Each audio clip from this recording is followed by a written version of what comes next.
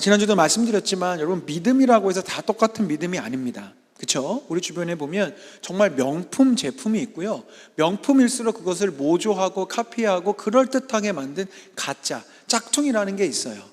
그래요. 그게 크게 기능적으로 큰 문제가 없다면 겉으로 보여지는 비슷해 보이는 거 들고 다니거나 차고 다닐 수 있겠죠. 그런데 만약에 그것이 어떤 중요한 어떤 기능을 해야 되는 것이라면 우리가 짝퉁을 구입하는 건 굉장히 위험할 수 있습니다. 왜냐하면 쉽게 고장 날 수 있고 제 기능을 하지 못하기 때문에 위험해질 수 있는 거죠. 믿음도 마찬가지예요. 믿음은 장식품이 아니기 때문에 대충 비슷한 거 그냥 믿으면서 살면 되겠지가 아니잖아요. 우리는 믿음으로 말미암아 구원받고 믿음으로 말미암아 하나님이 기뻐하시는 의로운 사람이 되어져 가야 되는데, 이 믿음에 대해서 우리가 어렴풋하게 알거나 혹은 잘못 알고 그게 믿음인 줄 알고 살다가 나도 모르게 나 스스로가 이단이 될 수 있어요. 여러분, 이단이 딴 게 이단이 아니에요. 이렇게 미혹시키고 교회 분열시키는 그런 정말 나쁜 이단들도 있지만, 내가 믿음을 잘못 해석해서 엉뚱한 방향으로 신앙생활을 하고 있다면 주님 보시기엔 그것도 이단일 수 있거든요. 그래서 지금 3주간에 걸쳐서 믿음에 대한 이 주제를 다루는 것들이 여러분에게 그냥 스쳐 지나가는 메시지가 되지 않았으면 좋겠어요. 이 시점을 기준으로 해서 이것이 바른 믿음이니 이 믿음을 내가 갖기를 갈망해야 되겠구나 라고 이렇게 다짐하셨으면 좋겠습니다. 오늘은 예수님을 믿는 것의 본질을 좀 여러분과 나눠볼까 해요. 그러면 기독교 신앙은 어떤 개념일까 하면 속으로만 대답해 보십시오. 기독교 신앙은 무엇을 믿는 신앙일까요? 아니면 누구를 믿는 신앙일까요? 이게 같은 질문 같으면서도 좀 다르죠? 무엇을 믿는 신앙이냐, 누구를 믿는 신앙이냐. 100여 년 전 인도에서 선교사역을 힘들게 감당하셨던 스탠리 존스 선교사님, 목사님의 인도의 길을 걷고 있는 예수라는 책의 글귀를 좀 읽어드릴게요. 우리를 하나로 만들어주는 것은 그리스도, 예수님이시며 우리를 분열시키는 것은 교리입니다. 누군가의 말처럼 만약 당신이 기독교인 회중에게 묻는다고 가정해 봅시다. 당신은 무엇을 믿습니까? 그들은 저마다 다른 답변을 할 것입니다. 그 답변은 서로 모순적일 수도 있습니다. 어떤 사람의 믿음도 정확히 일치할 수는 없지요. 그러나 만약 당신이 사람들에게 누구를 믿습니까? 라고 묻는다면 우리의 답은 모두 하나가 될 것입니다. 기독교에 접근할 때 무엇을, 왓을 강조하기 시작하면 우리는 분열하기 시작해요. 우리가 믿는 게 뭐지? 어떤 예배를 믿지? 어떤 방식을 믿지? 어떤 전통을 믿지? 자꾸 왓을 물어보면 분열합니다. 그러나 누구를 강조한다면 마치 쇠가 자석에 이끌리듯 우리 모두는 예수 그리스도에게로 이끌려 갈 거라는 거죠. 예수 그리스도는 나뉘어진 바퀴의 살을 한데 묶는 중심부의 역할을 한다는 글귀였어요. 참 맞는 말입니다. 우리가 복음의 본질이라고 여기는 요한복음 3장 16절 말씀이 있죠. 하나님께서 세상을 이처럼 사랑하사 독생자 예수를 주셨는데 우리 영생을 얻으려면 어떻게 돼요? 그를 믿는 자예요. 여러분, 한글 언어 영역 잘 하시죠? 네. 제가 어제까지 청소년들 만나고 왔는데 수능을 준비하는 애들이라 그런지 성경 언어 영역 잘 하더라고요. 여러분, 이제 수능 치른 지가 오래돼서 언어 영역 느낌이 잘 안 오겠지만 그를 믿는 자라고 되어 있어요. 인칭 대명사를 쓰고 있다고요. 무슨 말이냐? 우리가 믿음을 어떻게 착각하며 사냐면 하나님께서 세상을 이처럼 사랑하셔서 독생자 예수를 주신 교리를 믿는 것을 구원받는 믿음이라고 생각해요.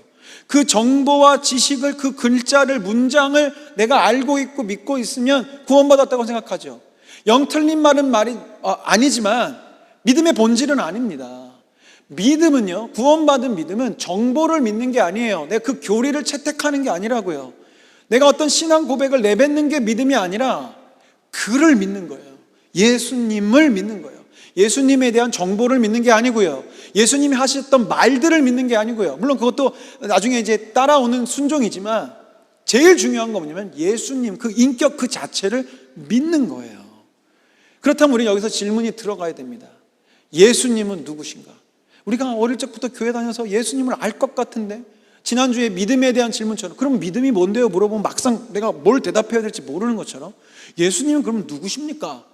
예수님은 어떤 존재입니까? 라고 물어보면 선뜻 대답이 안 나와요. 이 정도 나올걸요? 약간 머리는 금발 같고요. 수염이 있고요.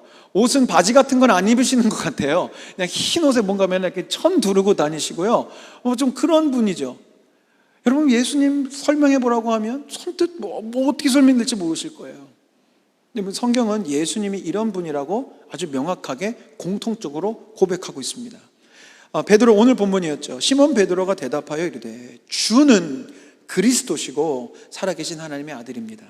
같은 베드로가 나중에 성령을 받고 예루살렘의 이 많은 회중들 앞에서 예수님을 증거할 때 또 이렇게 고백해요. 그런즉 이스라엘 온 집은 확실히 알지니 너희가 십자가에 못 박은 이 예수를 하나님이 주와 그리스도가 되게 하셨느니라 하니라. 그래서 우리는 사도신경에서도 그 외아들 우리 주 예수 그리스도를 믿사오니라는 고백이 들어가는 거죠. 좀 공통적인 단어가 두 개가 나왔죠. 예수님이 어떤 존재신데요, 우리가 믿어야 될 예수님의 여러 모습이 있을 텐데 우리가 도대체 무엇을 믿고 어떤 존재로서 예수님을 바라봐야 되느냐? 심플해요. 주님, 주인이시고 그리스도, 구원자라는 것이죠. 여러분, 예수님이 주인이시라는 거 삶으로 적용하기는 참 힘든 일이지만 개념적으로는 어려운 일 아니죠.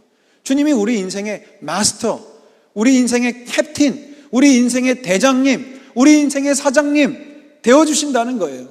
우리가 그 존재의 값을 딱 매기기 시작할 때 우리의 인생은 믿음 가운데로 달려갈 수 있는 것이죠. 그런데 우리가 예수님 믿는다 하면서도 이게 잘 안 되기 때문에 우리의 믿음이 가짜가 될 수도 있고 믿음 생활을 한다고 하면서도 늘 비리비리하게 살아갈 수밖에 없는 거예요. 오늘 이 말씀이 선포되고 있는 베드로와 예수님과의 대화가 있는 자리가 굉장히 중요합니다. 가이사랴 빌립보라는 자리인데요.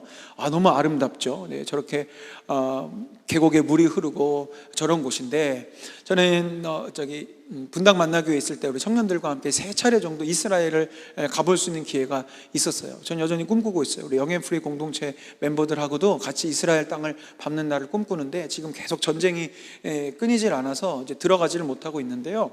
여러분 그냥 보죠. 또 저런 동네인가 보다. 우리나라에서는 굉장히 익숙한 모습이에요. 무슨 우리 유명산 계곡 같은 데 가면 있는 모습인데, 보통 청년들과 함께 저는 여름방학 때 가기 때문에 건기에 간단 말이에요. 그러면 건기의 이스라엘은요 정말 척박해요. 비가 오지 않았기 때문에 땅이 다 옛날 우리 운동장 같은 느낌의 땅들이고요, 풀들이 거의 없어요. 우거진 숲 같은 건 전혀 없고 여기저기 좀 잡초 같은 것만 자라나 있지 저런 모습은 절대 없거든요. 그런데 가이드해 주시는 목사님과 함께 가이사랴 빌립보를 간다 그랬는데요, 갑자기 풍경이 바뀌어요.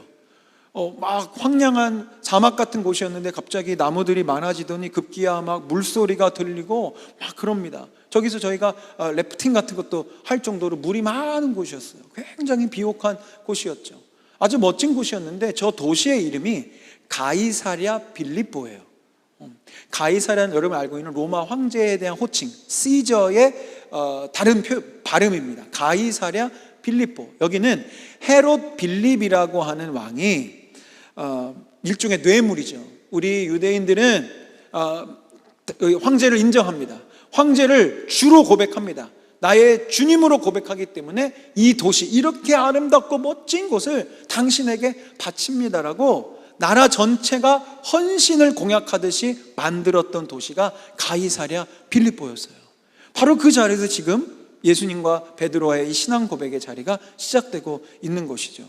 여러분, 예수님을 주님이라고 고백하는 것, 이것은 사실 그 당시로서는 굉장히 위험한 일이었습니다. 척 콜슨이라는 목사님이 이런 이야기를 하셨대요. 1세기에 만약 당신이 공공장소에서 예수께서 하나님이시다라고 외쳤다면 아무도 화를 내지 않았을 것입니다. 왜냐하면 그 당시에는 다신교 문화였고 저마다 믿는 신이 있었기 때문에 예수님이 내 하나님인데요는 아무 문제 되지 않았어요. 근데 문제가 되는 게 뭐였냐면, 그러나 만약 당신이 예수는 주시다, 헬라어로 하면 퀴리오스, 예수님이 나의 퀴리오스입니다라고 외친다면 이것은 폭동을 일으키는 일이 되어버렸대요. 왜냐하면 맥락이 이래요. 이 로마의 제국의 이 여러 가지 상황 속에서 로마 황제는, 로마의 이 정부는 각 여러 나라와 민족들을 이렇게 통합을 시켰으니까 각각의 나라들의 종교라든지 믿고 있는 신에 대해서 자유를 다 줬어요. 그것까지 다 막으면 나라를 통일시킬 수 없기 때문에 다 허용해 줬죠. 그래서 유대인들도 유대교 믿는 거 다 허용해 줬단 말이에요. 근데 단 한 가지만 같이 지켜달라는 거예요. 로마의 황제, 로마의 주인 큐리오스는 오직 시저 한 사람이다. 그것만 인정하면 우리 모두 그거 안에서 통일이다. 그런데 예수님을 믿는 사람들은요, 굳이 뭐라고 고백하냐면 아니라는 거예요. 예수님만이 왕이시고 예수님만이 내 삶의 주인이시라는 거죠.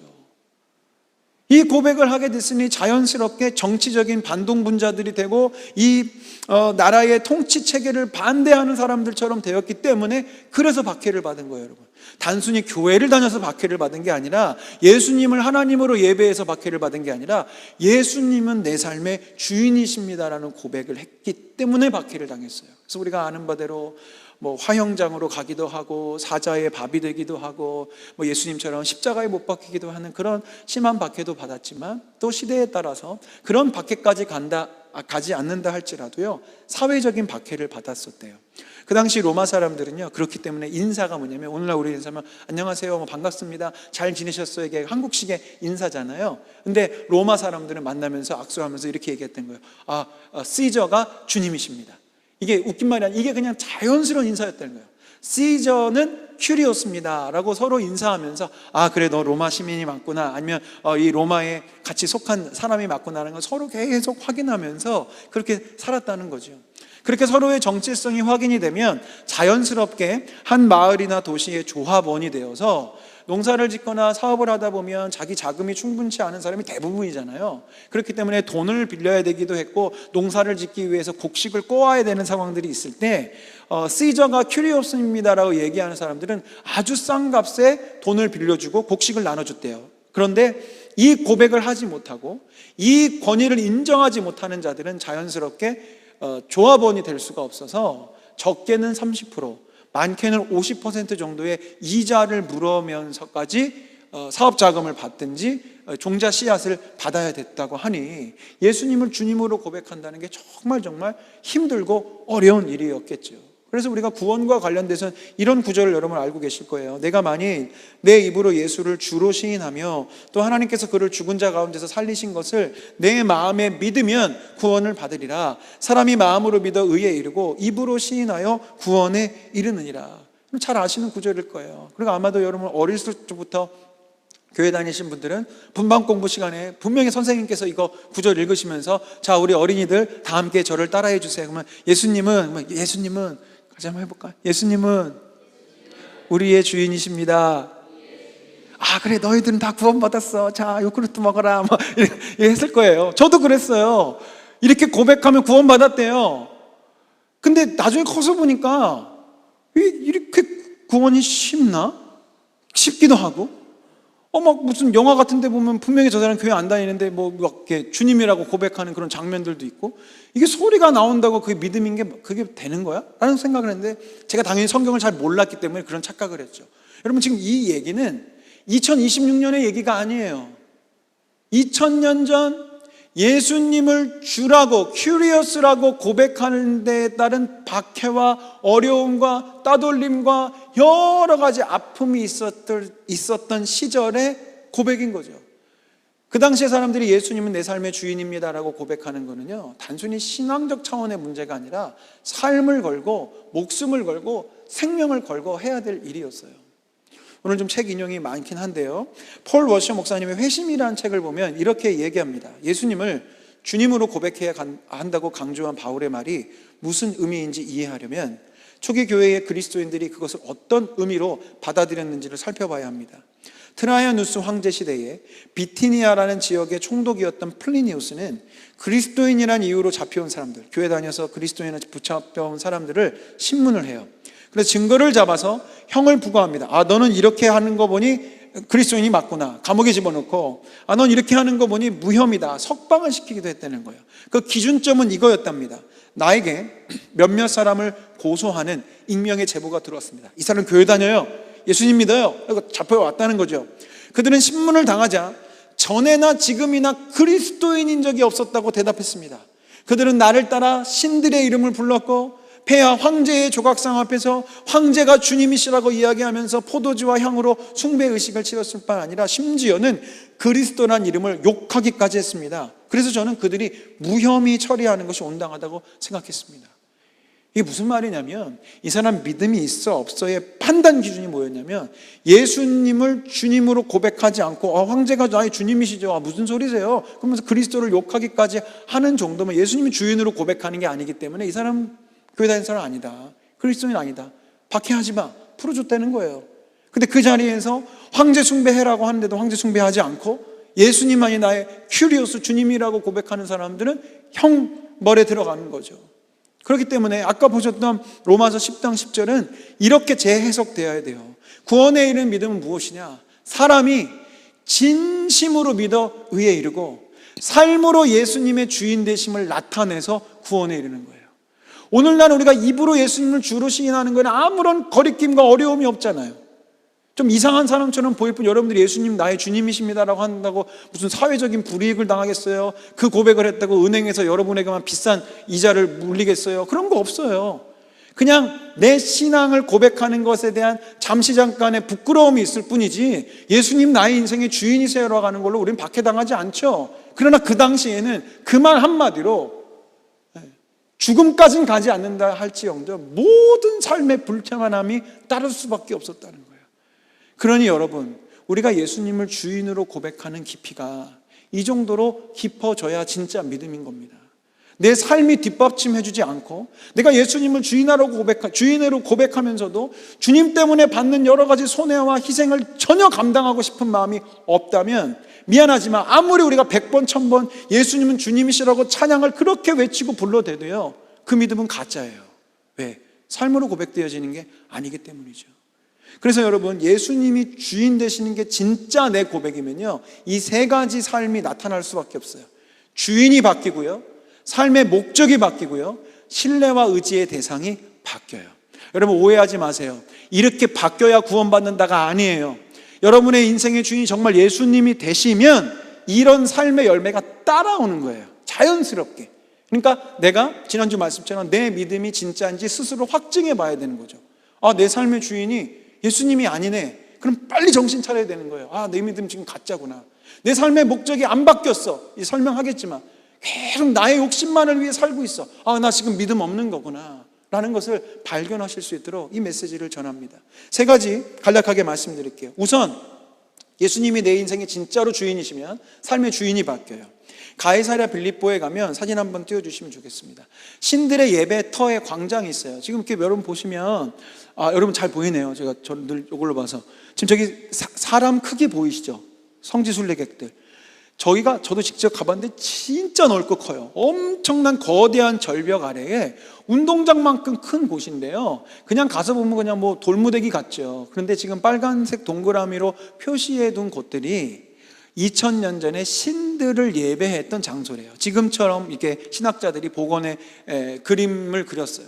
여러분 보시기에 맨 왼쪽은 판신이라고 해서 염소신을 숭배하는 곳이었고요, 그 옆은 제우스 신전이었고, 그 옆에는 로마 황제 시저를 위한 신전이었고, 마지막 네 번째는 네메시스 여신의 뜰이라는 곳이었답니다.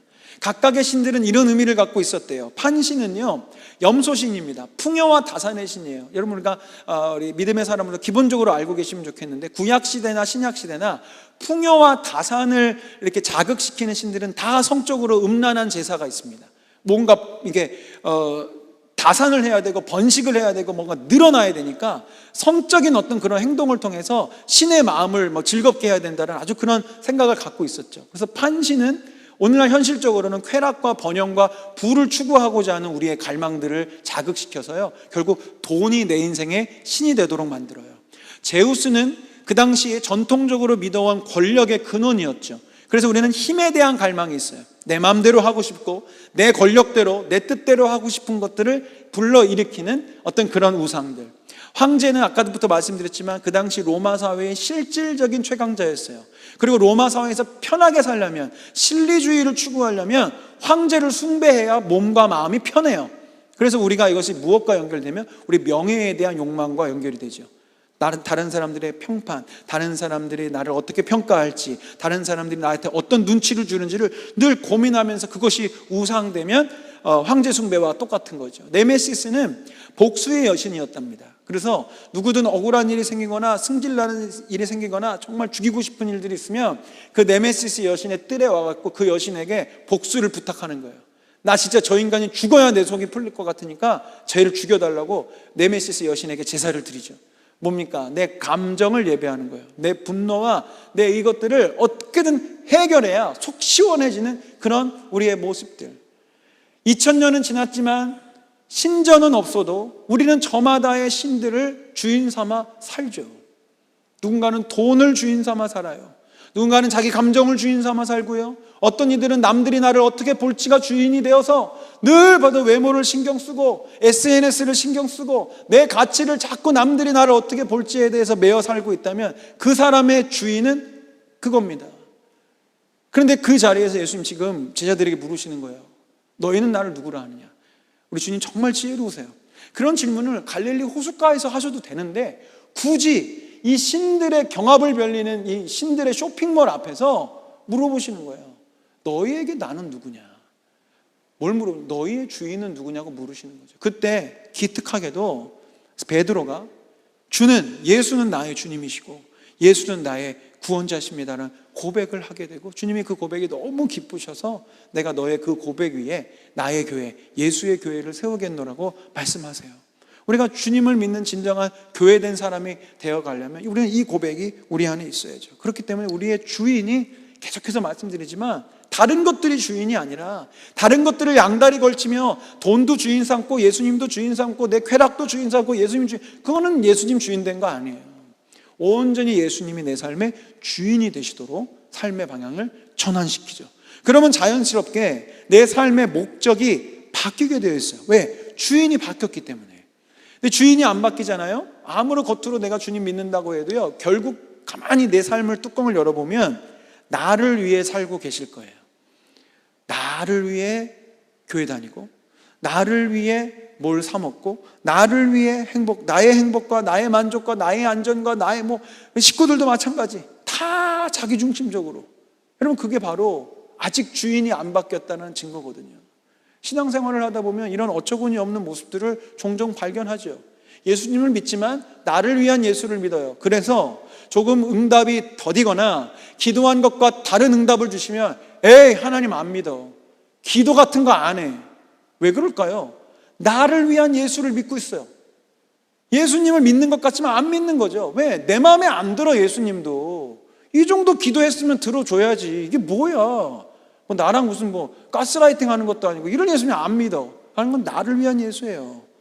천국도 그렇더라고요. 어디 천국 갔다 왔다는 그런 것들 이렇게 간증이나 그런 거 요즘은 제가 보지도 않지만 옛날에 이렇게 보면 천국이 황금길 깔려 있고 무슨 대궐 같은 집에서 살고요. 차가 몇 대고 그래요. 가만 보면 천국이라기보다 자기 이 세상에서 못 누린 거에 대한 한풀이를 하고 있는 그런 듯한 모습이 들어요. 나를 위한 천국이죠. 예배도 마찬가지죠. 예배에 자기 스타일을 고집합니다. 난 내가 원하는 선곡 없어. 이 예배 안 되겠어. 여기에는 맨날 일어났다 앉았다 하게 불편해. 여러 가지 이유들로 나를 만족시키는 예배인데 찬양 인도자가 마음에 안 들고 음악이 마음에 안 들고 누가 마음에 안 들면 예배 안 드려요. 그건 나를 위한 예배를 드리고 있는 거죠. 마찬가지로 교회도 마찬가지입니다. 교회를 쇼핑하는 시대잖아요. 조금이라도 불편함을 주면 교회 바꾸고 나 저 사람 때문에 불편해서 교회 못 다니겠고 나 이 교회는 주차장이 불편해서 교회를 못 다니겠고 여기는 에어컨이 있어서 못 다니겠고. 여러분 제가 농담처럼 얘기하는 정말 이런 이유들로 교회를 옮기는 사람들이 있어요. 왜? 나를 위한 신앙생활, 나를 위한 교회 생활을 하니까 나를 불편하게 하면 교회가 얼마나 많은데 내가 불편하게 이 교회를 왜 다니냐? 다른 데로 가버리는 거죠. 여러분 이건 믿음 아니에요.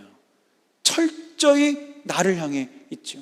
진정한 믿음은 이런 모습인 것입니다. 고린도전서 10장에 그런즉 너희가 먹든지 마시든지 무엇을 하든지 다 하나님의 영광을 위하여 하라.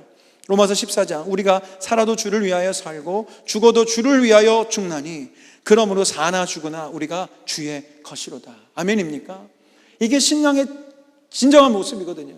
여러분 이게 단어도 너무 추상적이에요. 너무 비장해요. 사나 죽으나 주님의 영광을 위해서 살아야 돼. 여러분 이 질문 아주 우리의 캐주얼하게 바꾸어 보자면 이런 질문이에요. 나 하나님의 기쁨이 되고 싶어요.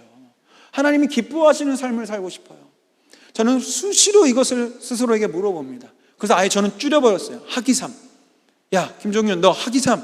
저 스스로 정말로 반복해서 계속 훈련하고 있는 거예요. 왜?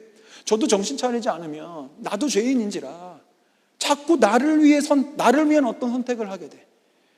성도님을 섬기고 하나님을 기뻐하시는 것보다 나를 위해서 나 지금 조금 피곤한 것 같은데 나 이거 좀 귀찮은 것 같은데 라는 생각에 저도 젖어들게 돼요. 그럴 때마다 다시 돌아보는 거죠. 지금 너가 지금 하는 그 선택들, 그 행동들, 그 마음들이 하나님 기뻐하시는 것이냐, 하나님 슬퍼하시는 것이냐. 여러분, 우리가 이 고민 한 가지만 품고 살아도요, 내 인생의 주인이 바뀌어져 가고요, 내 삶의 목적이 바뀌어져 가요. 그러면서 점점 우리는 진정한 믿음의 사람이 되어 가죠. 네, 마지막 결론. 그런데 왜 우리는 그렇게 예수님을 주인 삼고 목적이 바뀌어야 될까요? 신뢰하고 의지하는 대상이 바뀌어져야 되기 때문에 그렇습니다. 우리 주님은 우리를 사랑하세요. 그래서 주인이 되고 싶어 하세요. 이게 무슨 말이냐? 예수님은 주인인 동시에 또한 우리의 고백 가운데 예수는 그리스도라는 고백이 있어요. 그리스도는 구원자라는 뜻입니다. 이것도 우리가 너무 신앙의 용어라서 좀 먼 개념이야. 여러분, 구원자가 뭐냐면 구출해주는 사람이에요. 그러니까 물에 빠졌을 때 건져내주는 응급구조대원 같은 그 표현인 거예요. 물에 빠진 사람은 딴 사람이 필요하지 않아요. 건져내줄 수 있는 사람이 필요해요. 그렇죠? 심장이 멎고 지금 죽어가는 사람은 응급대원이 와서 이거 CPR 해주고 해야 살아나죠. 그 사람이 필요한 거예요. 그게 그리스도예요. 구원자, 살려내는 사람, 건져내는 사람. 예수님 그런 분이시네요. 그런데 이 예수님의 그리스도, 우리를 살려내시는 존재를 우리가 경험을 하려면 예수님이 내 인생의 주인이 되셔야 돼요. 왜요? 주인은 책임지는 존재이기 때문에 그렇습니다. 지난주 말씀하고도 연결되는데, 하나님 우리의 아버지심을 인정하자라고 제가 소리쳤어요. 근데 우리의 인생 가운데 육신의 아버지나 부모님으로부터 상처를 받은 친구들이 이 메시지가 딱 걸림이 들어오죠. 우리 아빠 같은 분이라고? 너무 무서운데? 우리 엄마 같은 존재라고? 우리 엄마 맨날 나랑 거래하는데? 여러분, 그러나 우리가 육신으로 경험한 그 아버지 어머니가 아니잖아요. 참 좋으신 아버지, 인격적이신 하나님 아버지를 우리가 믿듯이 주인도 마찬가지야. 우리가 사회생활을 하다 보면 이상한 사장님을 만나기도 하고 이상한 회사 대표를 만나기도 하고 나를 이렇게 일시키는 사람들이 이상한 사람들이 있어요. 불공정하게 하고 임금 제대로 주지 않고 내 인격 모독하고 그런 주인들 있기 마련이죠. 그러나 여러분, 지금 말하는 주인은 그런 주인 아니에요. 하나님이 여러분 부려먹으려고 노예 삼으려고 주인 되시겠다는 게 아니에요. 여러분, 착각하시면 안 되는 게, 주님은 이미 주님의 노예들이 있어요. 그걸 전문적인 용어로 천사라고 합니다. 여러분, 천사는 상상의 존재가 아니에요. 성경에도 분명히 있고, 하나님의 영적 세계에서 하나님이 당신의 부하들과 신하들이 필요하기 때문에 그 일들은 천사들한테 다 시켜요. 우리를 종 삼으려고, 우리 무슨 노동력 착취하려고 주님이 주인 되시겠다는 게 아니에요. 잘만 보십시오. 그럼 왜 주님은 우리에게 자꾸 내가 너희의 주인이 되어야 된다고 얘기하실까요? 사랑하셔서 책임져 주고 싶으시기 때문에 그래요.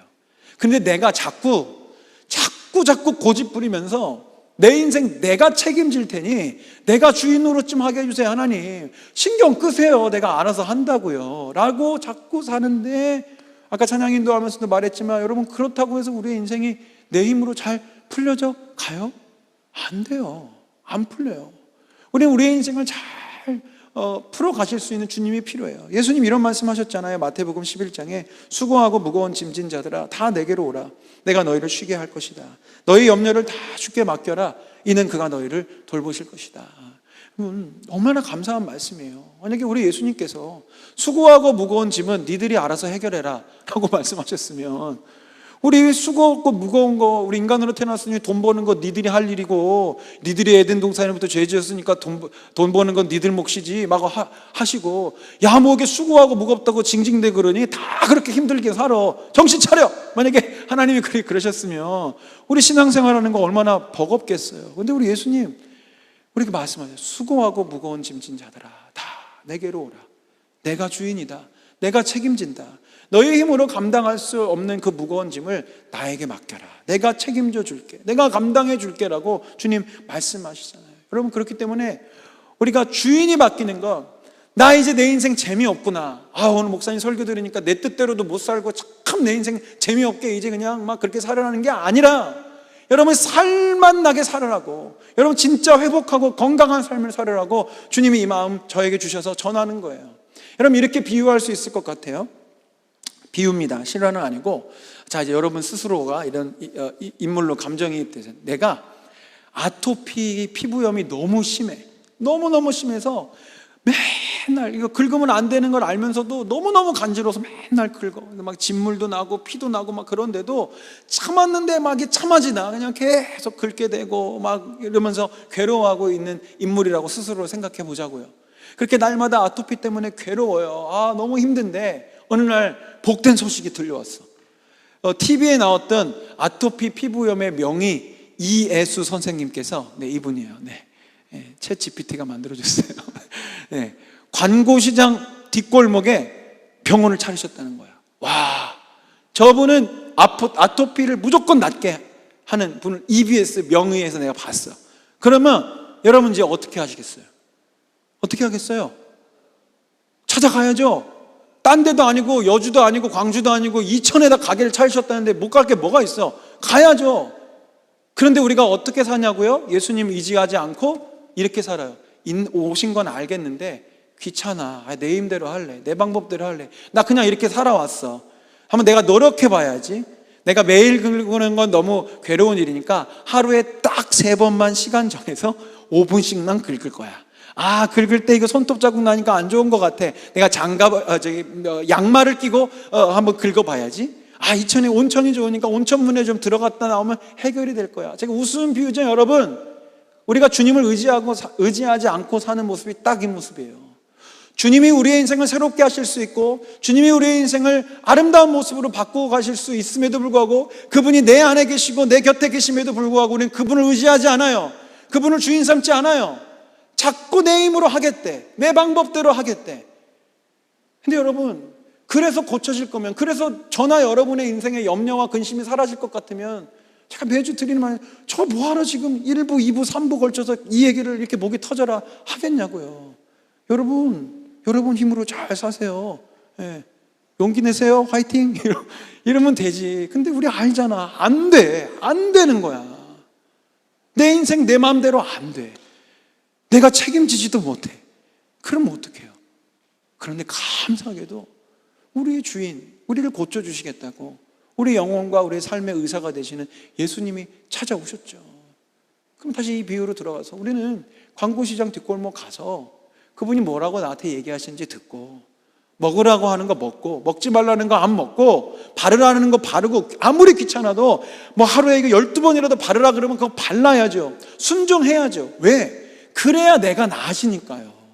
그러니까 예수님 우리에게 주인 되어주셔서 사랑하는 아들아 사랑하는 딸아 요건 해야 되고 요건 하지 말아야 되고 요건 좀 먹어야 되고 이 말씀대로 행해야 되고 계속 그거 말씀하시는 거예요. 말씀드린 우리를 무슨 종로로 시키려고 하시는 것이 아니라 나 살리시려고. 그래서 우리는 그 순종의 자리로 나아가야 되는 것입니다. 말씀을 매듭 지을게요. 사랑하는 여러분, 내 마음대로 사는 건 예수님 믿는 게 아닙니다. 잘 기억하세요. 교회를 30년, 50년, 60년, 80년, 100년을 살아도 결국은 내 마음대로 살고 있으면 그건 믿음 없는 거예요. 만약에 그러다가 내 목숨이 이제 끝나면 잘못하면 천국 가지 못할 수도 있어요. 자막을 계속 좀 띄워주십시오. 내 마음대로 사는 건 예수 믿는 게 아닙니다. 그러므로 예수님을 제대로 믿으면 내 마음대로 살지 못해요. 살고 싶지 않고요. 우리는 주님 뜻대로 살게 되죠. 바로 그때 우리 인생의 회복과 부흥이 일어나요. 왜? 예수님은 나를 고치고 나를 회복시키시는 주인이시니까. 이런 과한 상상이지만 그런 상상 한번 해봅니다. 만약에 이 땅에 있는 모든 사람들이 하나님의 말씀에 순종하며 산다면 어떤 모습이 될까요? 있을 수 없는 일이지만 정말 세상 아름다워질 거예요. 살인하지 말라는 그 계명에 온 인류가 순종한다면 우리가 밤길을 다닐 때 안전의 문제로 우리가 걱정하면서 근심하는 일 없겠죠. 간음하지 말라는 말씀에 온 인류가 순종한다면 간음으로 인해서 가정이 파괴되고 자녀들이 상처를 받고 여러 가지 아픈 성적인 범죄들 없을 거예요. 도둑질하지 말라는 말씀에 순종한다면 성경이 말하는 도둑질은 나에게 맡기신 것을 나누지 않는 것이 도둑질이기 때문에 이 도둑질하지 말라는 말씀에 순종하게 될 때 이 세상의 빈곤의 문제는 사라지게 될 것이고, 탐내지 말라는 말씀에 순종한다면 서로를 향한 미움과 시기와 다툼과 질투가 사라질 것이기 때문에 나아가서 전쟁 같은 것도 없겠죠. 여러분, 과한 상상일 수 있겠습니다만 여러분 보세요. 우리 영혼을 고치실 수 있는 주님의 말씀에 순종하면 아름다운 일이 펼쳐지는 거예요. 예수님께서 말씀하시듯 내 이웃을 내 몸처럼 사랑하는 말씀에 우리가 순종할 수 있다면 내 이웃들이 평안해질 것이고 그 이웃의 평안함이 곧 나의 평안함으로 오게 되겠지요. 여러분아, 이런 질문이 올라올 거예요. 목사님, 현실에서 어떻게 그런 일이 일어나요? 아유, 그냥 그런 꿈 같은 얘기죠. 여러분, 그런데요, 그 꿈 같은 일이 예수 그리스도를 주인 삶은 내 삶의 자리에선 시작될 수 있어요. 그걸 믿으셔야 돼요. 그래요, 온 세상은 그렇게 못 살죠. 왜? 그들의 주인은 예수님이 아니니까. 그런데 적어도 우리는 예수님이 주인이시니 그분이 말씀하신 대로 한번 우리가 살아가기 시작할 때 하나님께서 주신 놀라운 일들이 펼쳐질 수 있어요. 주님은 우리의 유익을 위해서 순종을 요구하시는 거예요. 아토피 명의 이 예수 선생님이 약 바르라고 하는 건 그분한테 유익이 되는 게 아니라 아픈 사람한테 유익이 되니까 약을 12번 바르라고 얘기하는 거 아니겠어요? 주님이 우리에게 사랑하라고 명령하시고 용서하라고 명령하시고 예배하라, 기도하라 명령하시는 것은 결국은 나 살리시려고 주님이 우리에게 명령하시는 거거든요. 그러므로 우리 마지막 자막 띄워주십시오. 여러분, 내 마음대로 사는 건 짝퉁 믿음이고요, 그 짝퉁 믿음은 결국 내 삶의 문제를 해결해내지 못합니다. 그러나 주님 뜻대로 살면 그건 재미없는 삶이 아니라 그것은 살만 나는 삶이 되고 말 거예요. 그래서 우리가 이 믿음을 붙잡고 예수님 나의 주인이십니다, 예수님 나의 주인이십니다, 예수님만이 나의 구원자이십니다 라고 고백할 수 있는 우리 모두가 되기를 소망합니다. 우리 함께 고백하기를 원하는데, 내가 주인 삼은 모든 것 내려놓고, 이 찬양 여러분 잘 아시죠? 제가 예전에 이 찬양을 선곡하면서 고백할 때 처음엔 좀 아쉬움이 있었어요.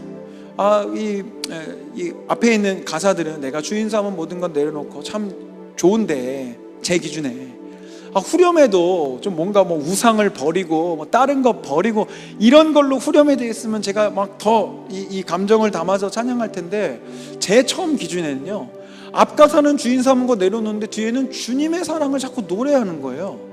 이게 안 맞아 보였어요. 근데 어느 해인가 제가 깨달았어요.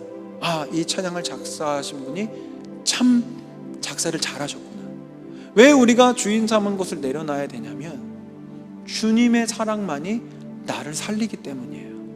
그 다른 어떤 주인들도 나를 사랑하지 않아요. 나를 살려낼 수 없어요. 그러나 진정한 주인 되시는 예수 그리스도의 사랑만이 나를 변화시키고 나를 새롭게 하기 때문에 이 찬양의 후렴이 다른 거 내려놓을게요를 노래하는 것이 아니라 주님의 사랑과 그 은혜를 고백하는 것이구나라는 걸 깨닫게 됩니다. 여러분, 오늘 그 마음을 가지고 여러분이 내려놔야 될 것 아깝게 내려놓지 마시고 기꺼이 내려놓으시면서 주님의 사랑으로 내 삶이 변화되어져 갈 것을 같이 결단했으면 좋겠습니다. 함께 찬양하겠습니다.